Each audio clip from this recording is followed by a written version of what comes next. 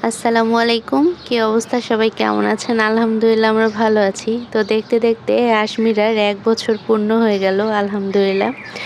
গত বছর রমজানের ১ সপ্তাহ আগে আশমিরার জন্ম হয়েছিল। আর এখন ১ বছরের একটা বুড়ি হয়ে গেছে। আজকে দগরি মাছ রান্না করব। আর এখানে ছিল একদম কাঁচা মিষ্টি কুমড়া, আর ছিল মাটির নিচের যে গোজ আলু বলি আমরা, সেটার উপরের যে ছড়া হয় সেইটা। এই দগরি মাছটা আমার অনেক পছন্দের একটা ছোট মাছ। এটা হচ্ছে শীতের সময় পাওয়া যায়। এই মাছটা আমাদের এলাকাতে খুব জনপ্রিয় একটা মাছ।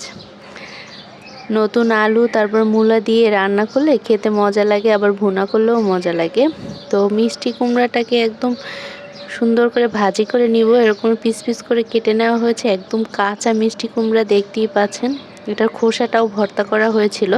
মিষ্টি কুমড়া ভাজিও যেমন মজা লাগে, আর খোসাটা খুব মজা লাগে ভর্তা। তো মিষ্টি কুমড়া ভাজি করলেই আমার মাকে দেখলাম সবসময় লুকিয়ে লুকিয়ে একটু চিনি দিয়ে রাখতো।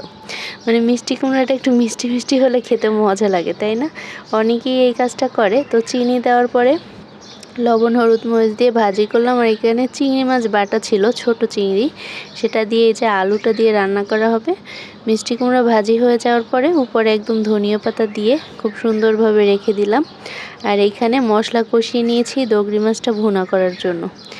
এই দগরি মাছটা এরকমের কাঁচা কাঁচাই কষিয়ে ভুনা করলে খেতে মজা লাগে। এই মাছটা আমি কখনোই ভাজি করি না, এটা এভাবে রান্না করলেই আমার কাছে খেতে মজা লাগে। এই মাছটা কে কে চিনেন আর কে কে খেয়েছেন অবশ্যই জানাবেন। আমার অনেক পছন্দের একটা দগরি মাছ। তো এটা হচ্ছে চিংড়ি মাছ বাটা দিয়ে যে আলুটা রান্না করা হবে, সেজন্য সুন্দরভাবে কষিয়ে নিয়েছি মশলাটা। আর আলুটা দিয়ে খুব ভালোভাবে নেড়ে নিয়েছি। দগরি মাছ ভুনাটা যে কী পরিমাণ মজা হয়েছিল খেতে, দেখেই বুঝতে পারছেন।